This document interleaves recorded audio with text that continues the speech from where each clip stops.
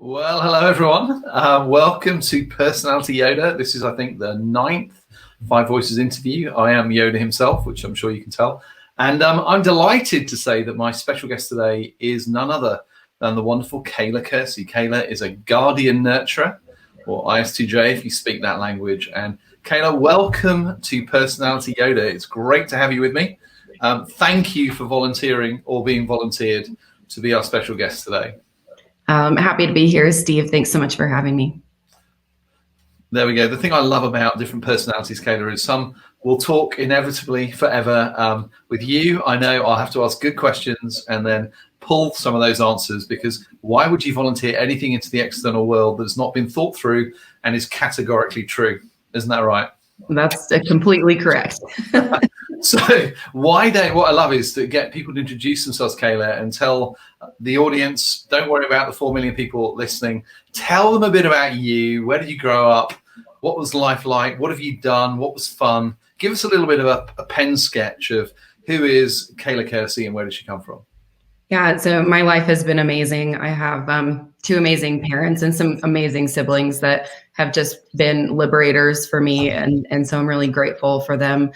Grew up in a very small town of less than 1,000 people and actually live there currently. And it's in New Mexico. And love my hometown. That's why we moved back, so that my husband will be married 13 years this year, and my 2 kids, so that we could raise our kids here as well. Actually, I have to give a shout out because we won the state championship basketball game yesterday in the boys. And so that was really exciting. And I was grateful to be able to watch that online. So love the place I grew up, actually currently serving on the school board and that community. So excited about after I graduated high school. In school, I played basketball, I played volleyball. There wasn't a lot of other things to do besides work, which I kind of liked, if I'm being honest. I tend to not really do a lot of things for fun. Fun for me is being productive and doing things in the yard and outside. And so growing up on a cattle ranch in New Mexico and raising cattle has been a joy for me. After I graduated, went to work immediately, had plans to go to college, but met my husband and fell in love and everything changed.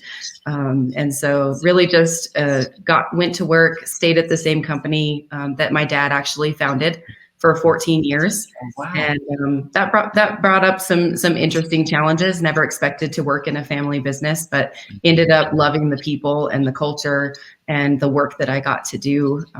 Went through a lot of phases in that, was an administrative assistant, realized that I just absolutely loved to do projects. Anytime there was a special project, they would assign me to it and I would dive in and learn everything possible about what I needed to. And then we would, what's reality? And then we would adjust it and change it to fit the company's needs. And so that's what I ended up doing as the chief administrative officer for that company for 14 years. So. What did the company do, Kayla?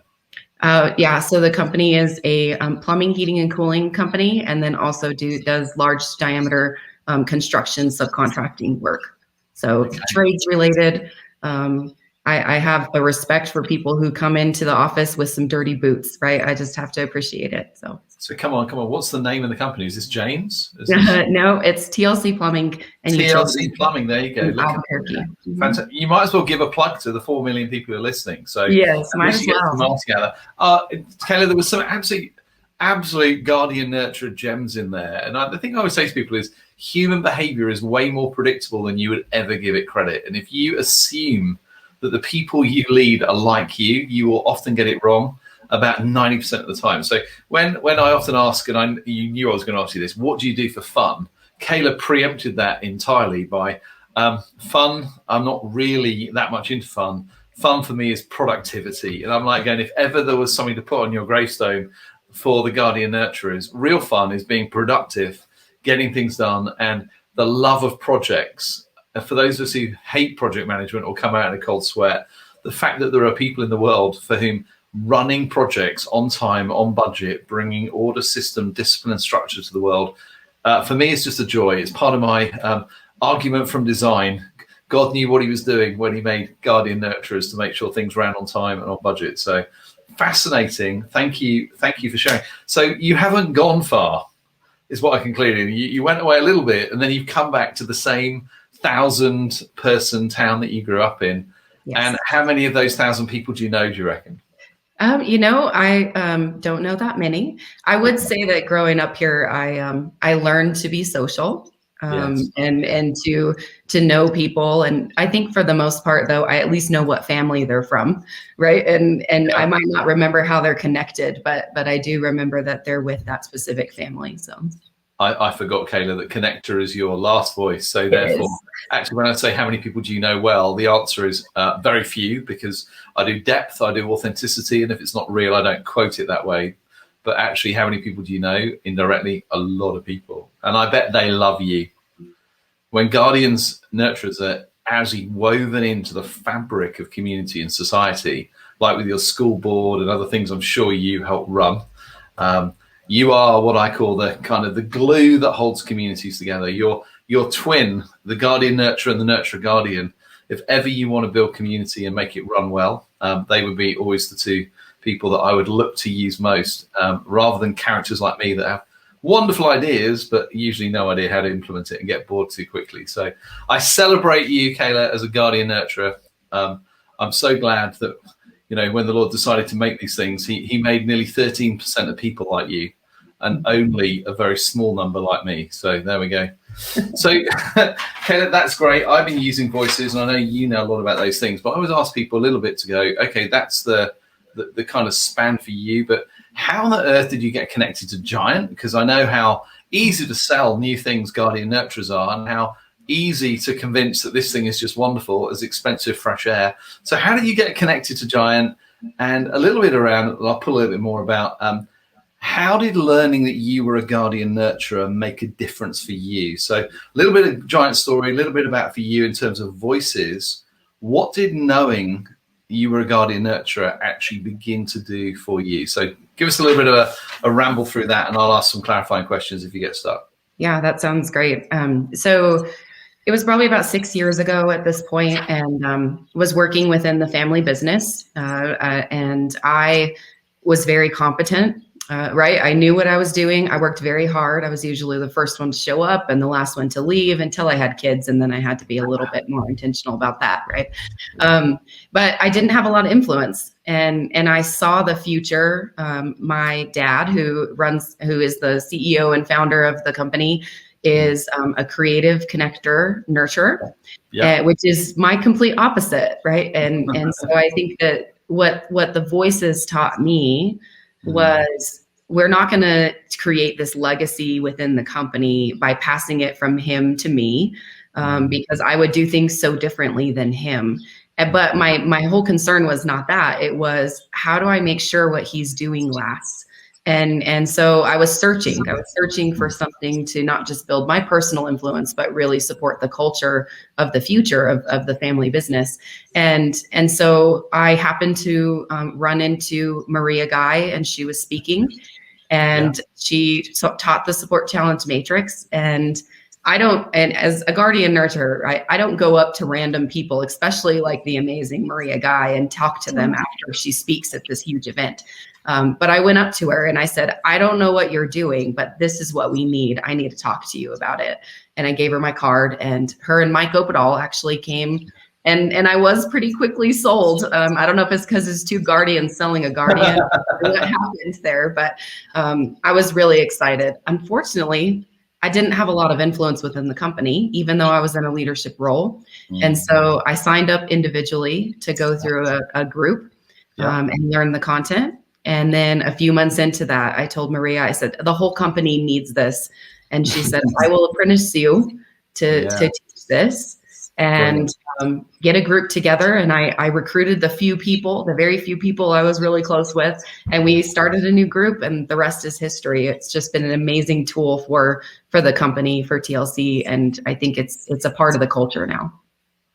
Amazing. Maria was probably the perfect person to meet you, because she's wired just like you. I think, if you go on Giant, you'll find if you type in Guardian Nurturer, I think Maria does the video series for coaching. So not only did she find you, mentor you, whatever it is, she is really the face of the Guardian Nurturer to the Giant world, although she speaks very, very fondly of you as a deputy. So there you go. That's fascinating, isn't it? How if you want to ask Maria one day how she ended up getting connected to Giant, because that is slightly less structured. I think I ended up inviting her to come and be with me because I was doing a team day for the city of Albuquerque with like the mayor and the chief of police. And we'd met her the day before. And I said, Maria, why don't you come with me and see what we do? Because I knew she'd need to see what was happening. And she's like, well, okay, I'll sit in the corner. But of course, when she came in the room, anyone just asked me, who's this? I said, oh, Maria's part of my Giant team. So they literally started talking to Maria as if she was a Giant on day one, which you can imagine for an ISTJ Guardian Nurturer, Kayla, would have just been horrendous to find. I like to know what I'm talking about really well before I say it, right? So that definitely, as a Guardian Nurturer, would have been pretty stressful. Yeah, well, she did great, and look what's happened. We wouldn't have met you. So talk to us a little bit about. So that was a bit about you in the company and influence. How has knowing you're a Guardian Nurturer impacted the way, I guess, you lead, and you perhaps understand other people around you, maybe family, maybe team, maybe people you work. Give people a little insight into how that self-awareness, which is really the foundation of Giant, and the reason why Voices was hopefully so useful to people. How has knowing you're a Guardian Nurturer helped you do life and leadership better? Yeah, I think I have two answers. And the first one, it took a long time for me to just kind of gaze into that self-awareness and really focus on what is it like to be on the other side of me. And at first, I didn't like it very much. I mean, the reality was, it's like, I know deep down that I'm this very kind, loving, generous person, but on the outside, people would see me as just this, very focused, willing to do whatever it takes, which is all good things if you don't take it too far, which I tended to do a little bit, especially when I felt like there was a lot on the table for me to be taking care of.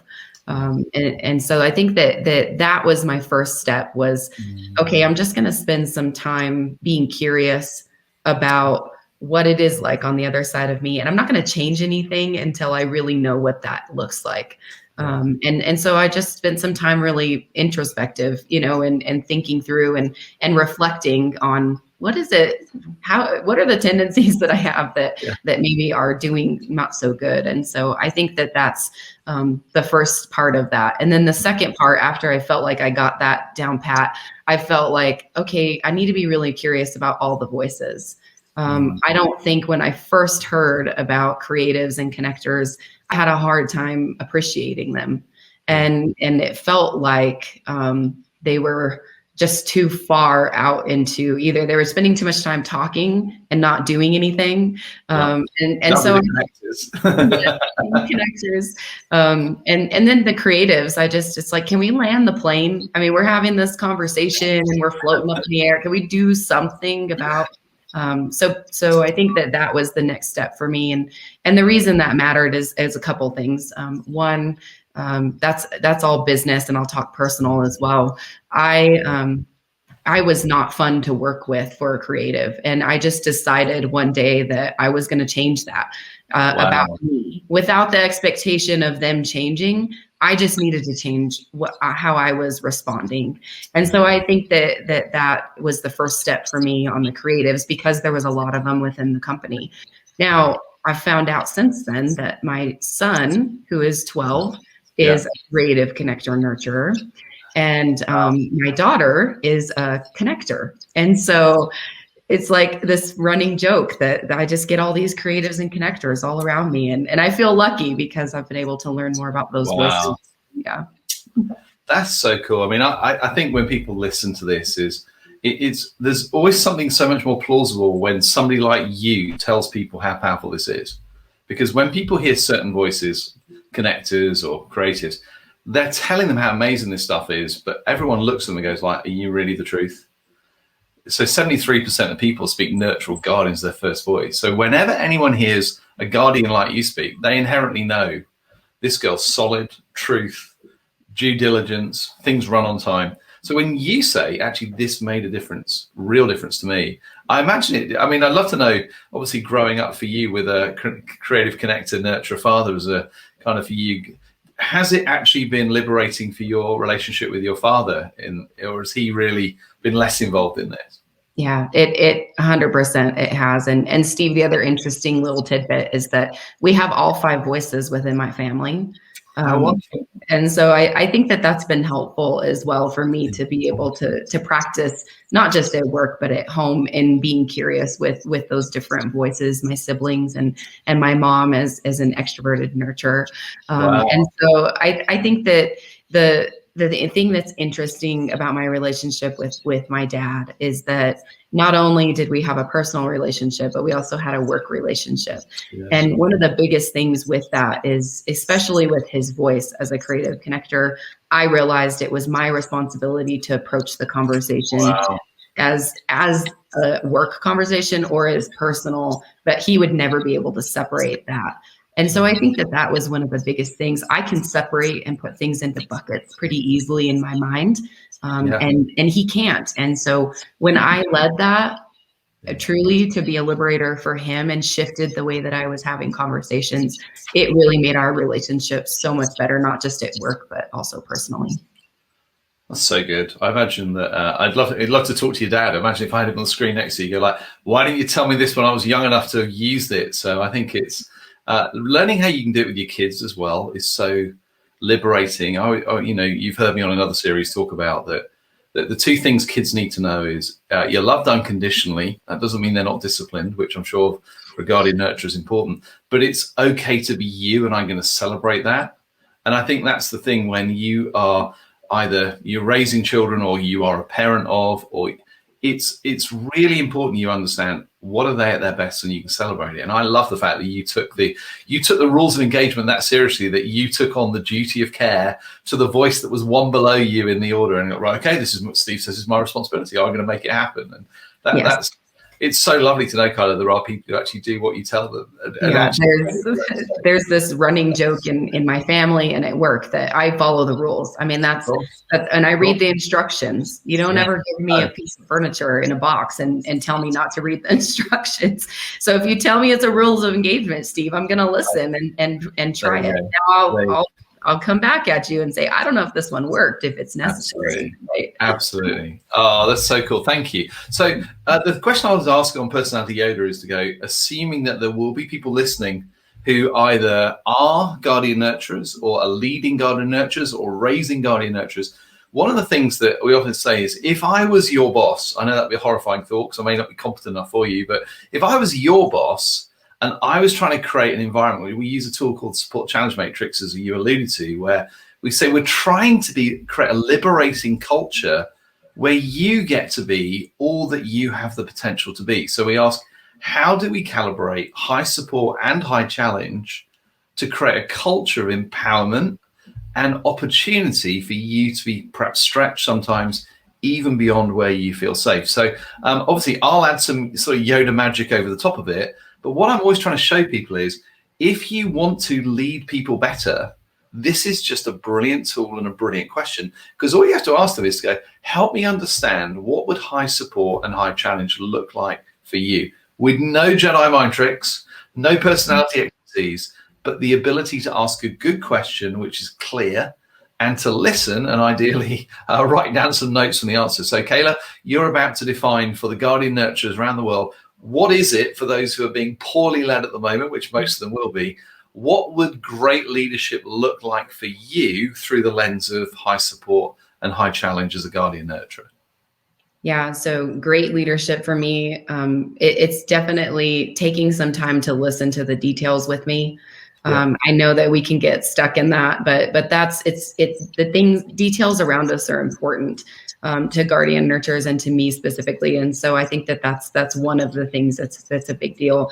The other thing is, let us be a part of the collaboration, right? I think that just because we like the details, I think sometimes we get uninvited from those conversations. And so it's really important that you invite us to the conversations to collaborate on the future and vision and change. Because not only do we care about the details, we do care about people. And I think that's the next step for us too, is while we like to be celebrated for our competency, don't forget to mention the heart that we put into it and how much we care for people. And even though we don't show it the same way other people do, I think that it's important that people remember our heart is truly the thing driving everything that we're doing. We just want people to be taken care of through the details of what we're discussing. And so I think that the other part of that is also clear expectations. I always hated it when people would say, well, what do you want? Or how can I help you? And it's like, no, clear expectations, give me clear responsibility and clear authority, and I will run with it. But if it's unclear, I will hesitate because I need to know those details of what's expected. I love it. And I think, again, guardian nurturers, because the foundational voice shapes how all the others are heard. Sometimes the guardian often gets a bad rap because they're usually having to kind of bring order, discipline, structure. So they often, people miss the heart sometimes that lies behind the critical questions. But I often say for guardian nurturers, that if you want to understand this, they honestly believe that well-run organization is the most effective form of pastoral care of people. So when people often don't equate that, you go, well, how do we do HR well? Or how do we do people well?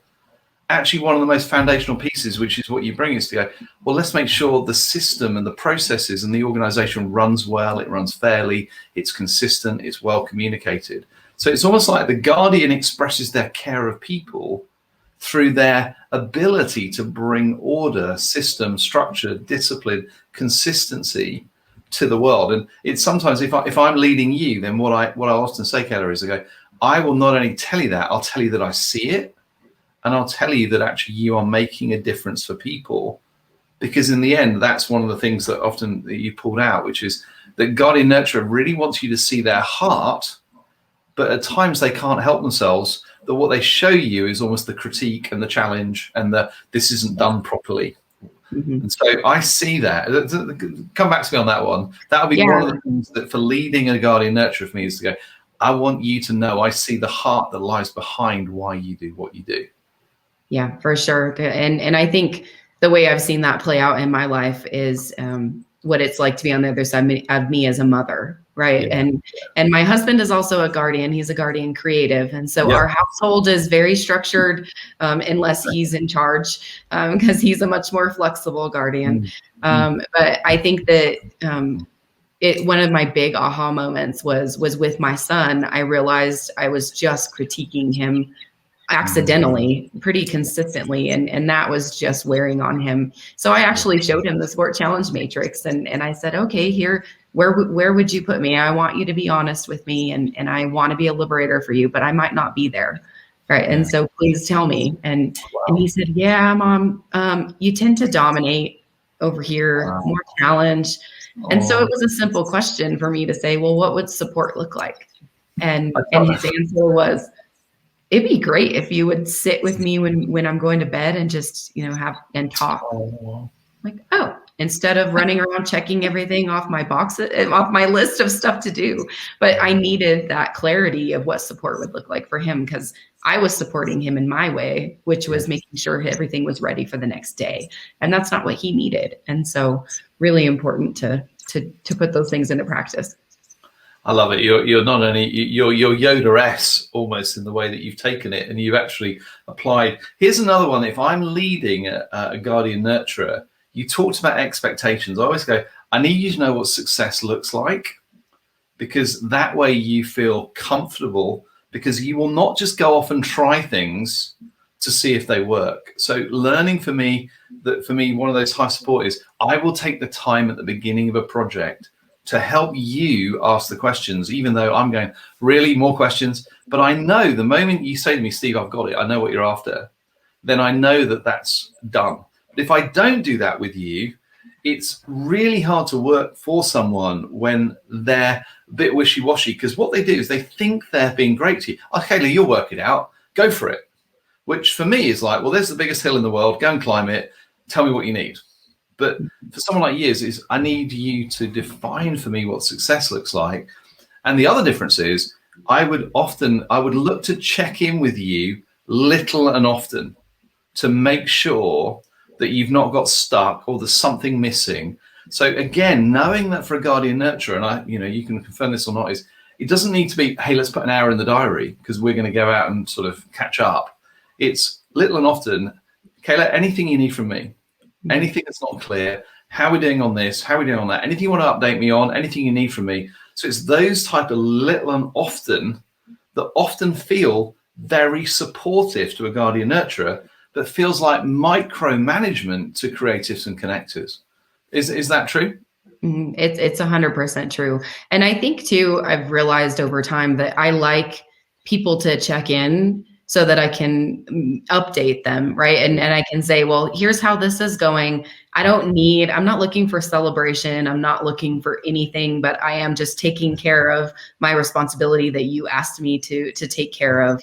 And I think sometimes that can, not bringing that kind of support can feel like abdication to a guardian nurturer because you're like, well, I trust you with it. So why do I need to check in? It's like, because I need to talk through it and make sure I'm still on track. And that's provisional plan promise for me. That recognition of what a lot of people say is not a promise, and I hear everything as a promise, and so I've had to kind of be careful about which direction I'm running, and because I don't want to waste my time on something that somebody was just dreaming about. But until I learned that, it felt really difficult to work for some of those future-oriented voices. I love the way that you are so good interchangeably on giant stuff. I've just put up another tool on the board that I think that Tracy might be able to put up for us. So provisional plan promise, for those of you who've not heard that before, what you're going to realize is that just about every tool in this toolbox reflects Jeremy and mine's incompetence at annoying people like Kayla. So in a sense, we're like the perfect fit here because everything we've learned should be helping you. So what happens is a lot of charismatic entrepreneurs, of which probably your father would have been one of those. Yes. We will often talk out loud, ideate, dream. In our mind, we're only being provisional. We're just seeing how the idea lands. If it's like me, which is even worse than Pioneer Connector, I almost argue for something, not because I necessarily believe it, but I want to see what the data and the feedback and the pushback I get from people. But unfortunately, people like Kayla, people like Helen, my wife, they don't do things like that. If they're saying something out loud, it's at least a plan we've committed to. More likely, as you just said there, it's a promise that is now my integrity's on the line. So when I then announce later, we're not doing that anymore, my influence with Kayla diminishes somewhat.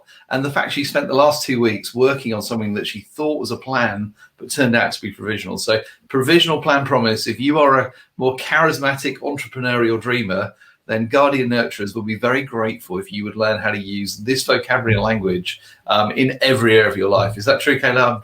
That's very true. And I think just my little caveat to that is, number one, clarify expectations. So just say what it is. You don't have to, mess around and hint and all that. Just say it's provisional.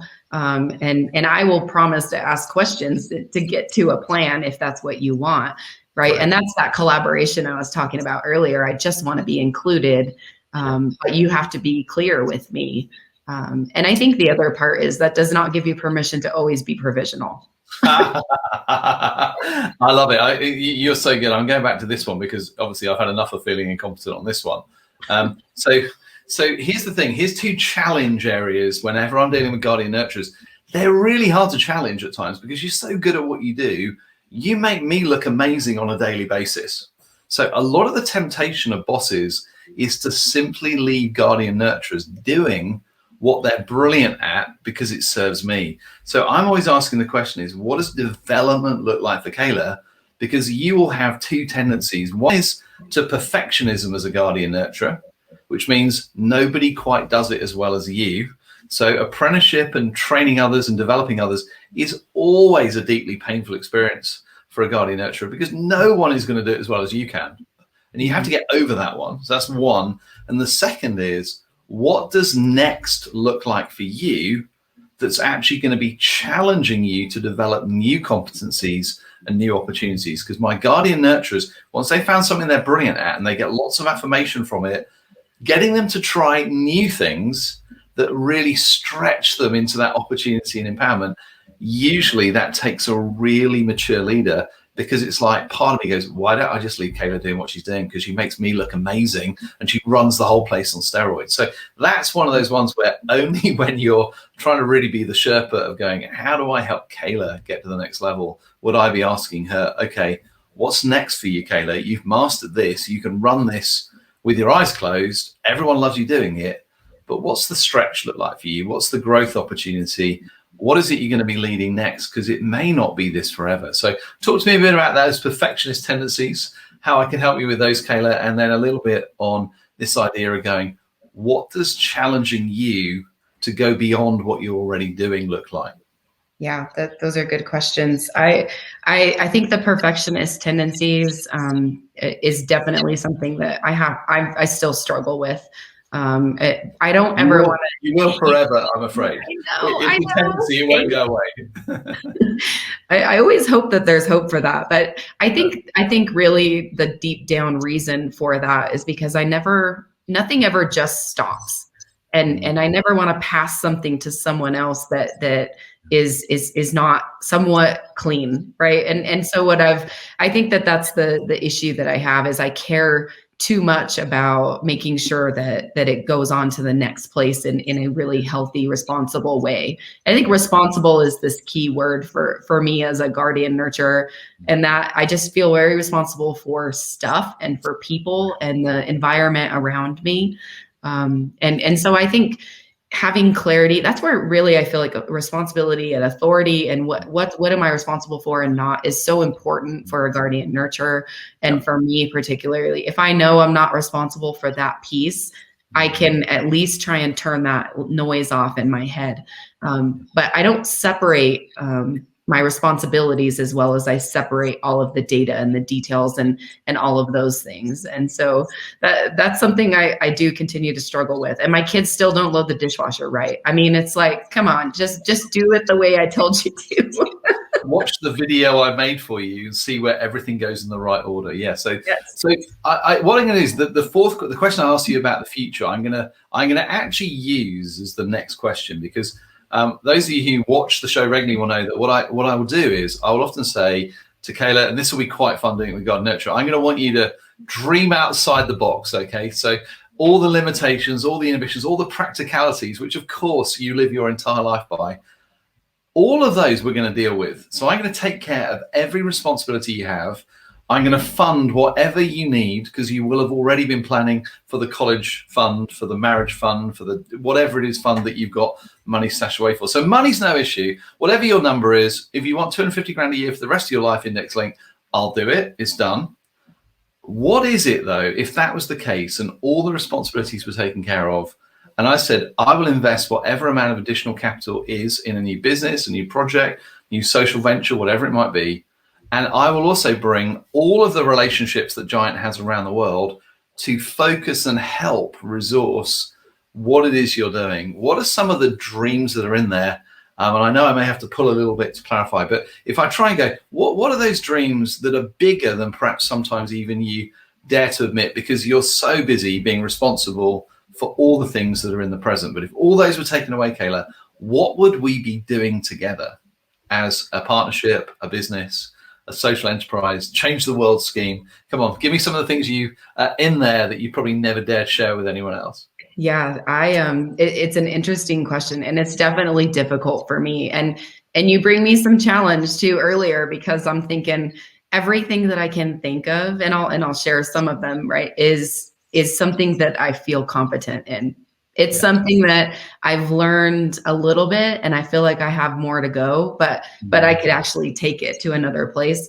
But it's not outside of my normal little box that I kind of live in.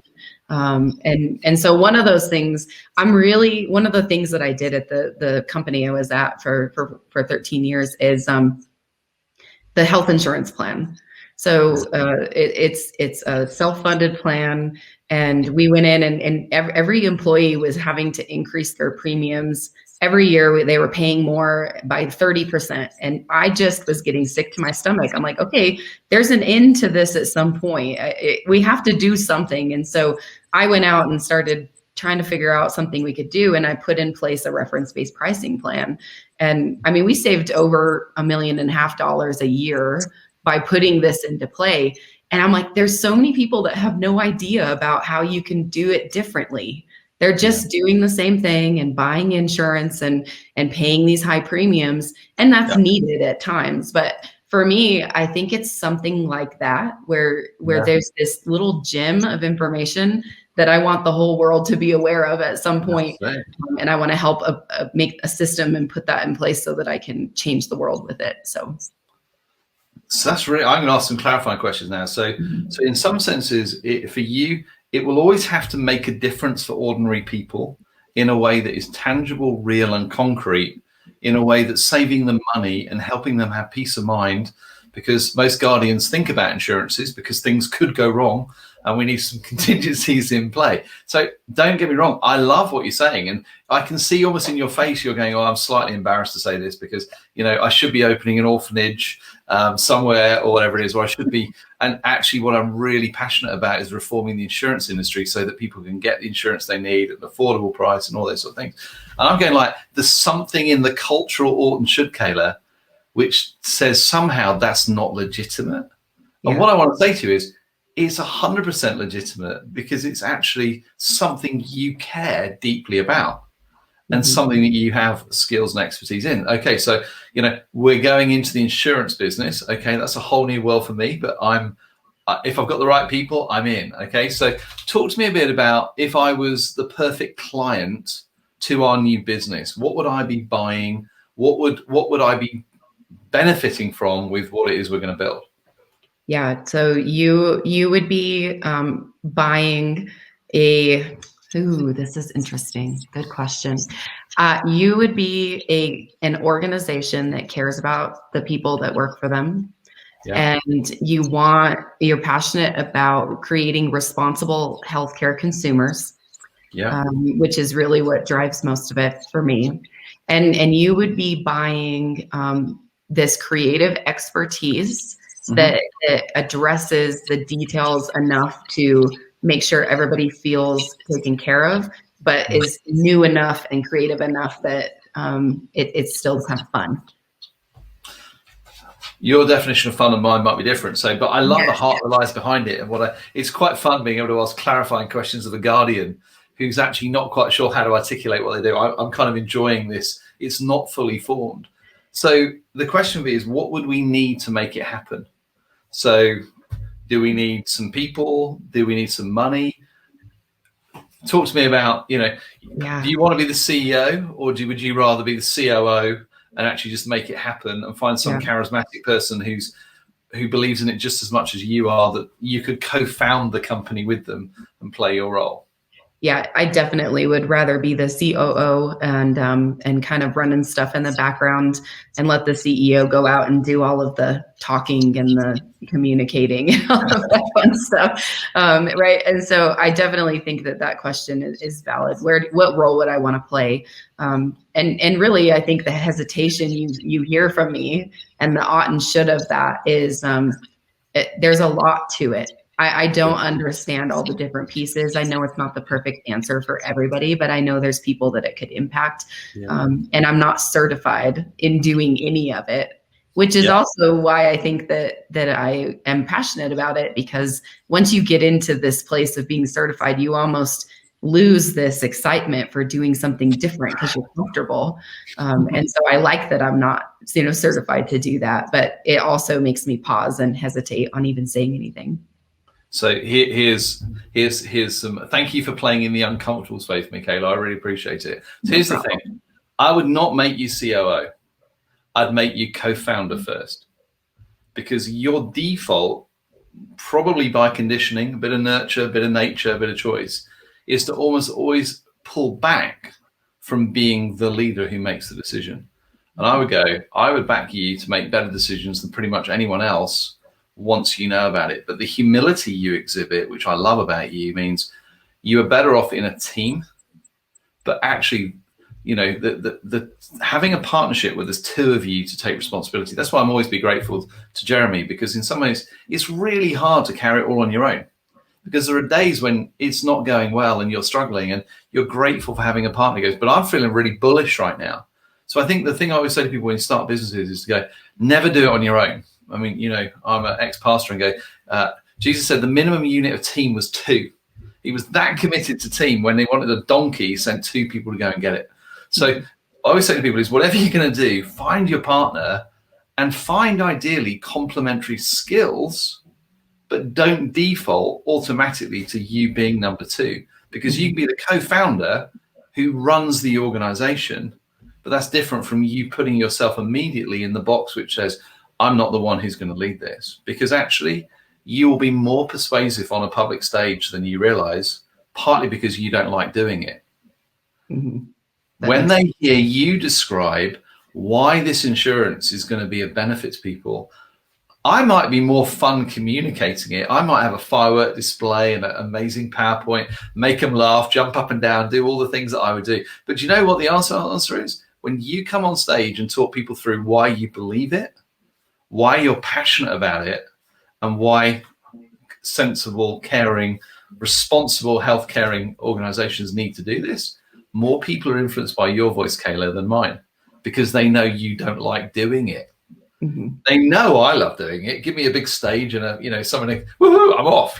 That's why even in COVID, I've got my little studio at home. I can talk to the world. But for you, that's the different thing. So the reason I love this, by the way, is the fact you're not already qualified in it, and the fact there's hesitation in you because you go, how long would it take me to become competent in it? Well, probably in your case, a lifetime and more, because your level of competence is different to mine. But actually, if that dream is in you, don't be embarrassed about it because it fits the way you were made. But actually push the door of it, because in the end, one or two things are going to happen.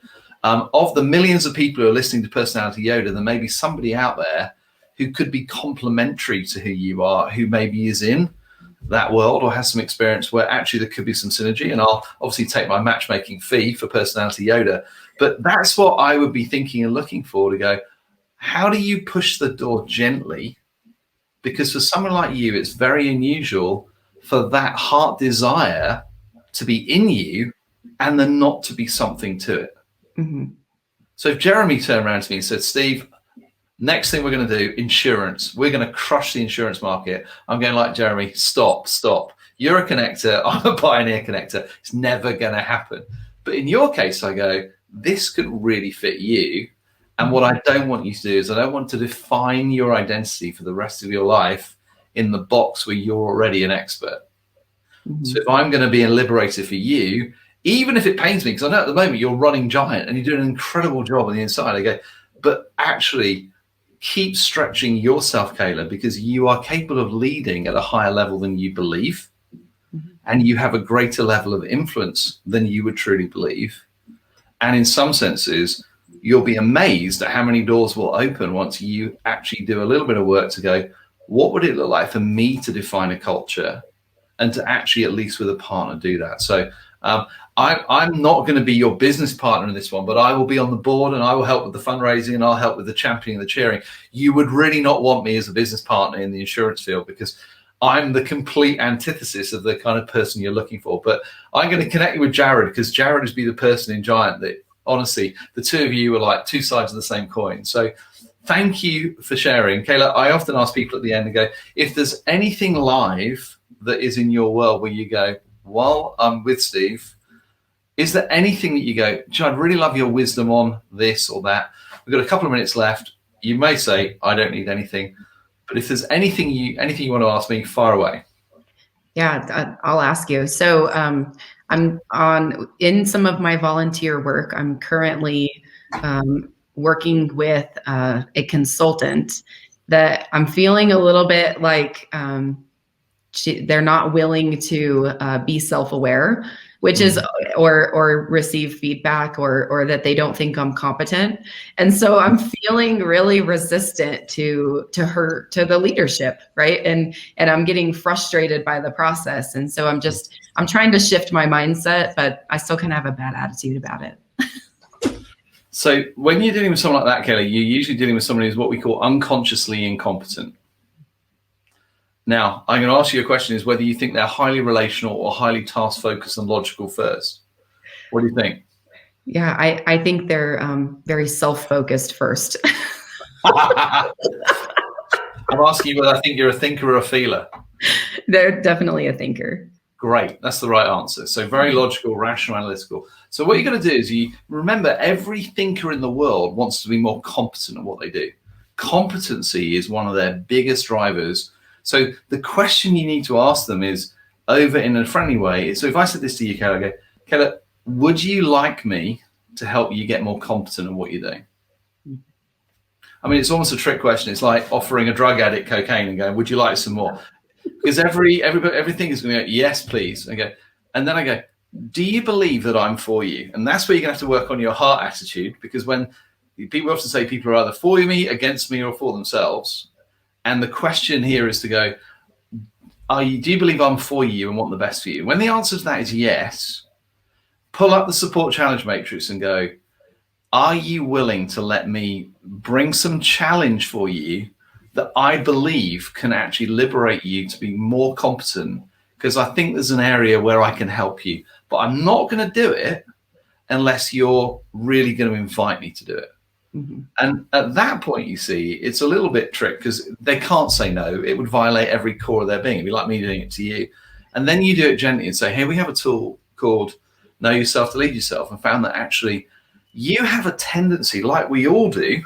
I would own my own tendency first, boast of my weakness, and go, hey, here's one I have that's really annoying to people. And this is what I've had to do. And what I do is I'm gonna give you one tendency that you do. Only one, and this becomes an action, and you undermine your influence with people. So if you think at the stage, it might take you a couple of weeks to get to the point where they're ready to receive it. Mm-hmm. But that would be the way that I would walk in gently, because they have to give you permission, but they're not going to give you permission unless they, A, they believe you're for them, and B, they understand that you're going to make them more competent in an area that they're potentially unconsciously incompetent in, which I never blame people for. So we're going to have to go, Kayla. This has been so fun. I mean, thank you. I think you did an amazing job of giving everyone an insight into the guardian nurturer. And I know for the people who listen, that they love learning about the fact that, you know, if we have a really great guest, they almost give an exhibit A of what a really mature, competent, self-aware guardian nurturer looks like, and gives us almost like an insight into the heart and the soul of how you function. So thank you for doing that. Thank you for being a guest today, Kayla. I've loved having you on the Personality Yoda, and thank you. We're going to end it there, everyone. I'll see you next week for another exciting installment.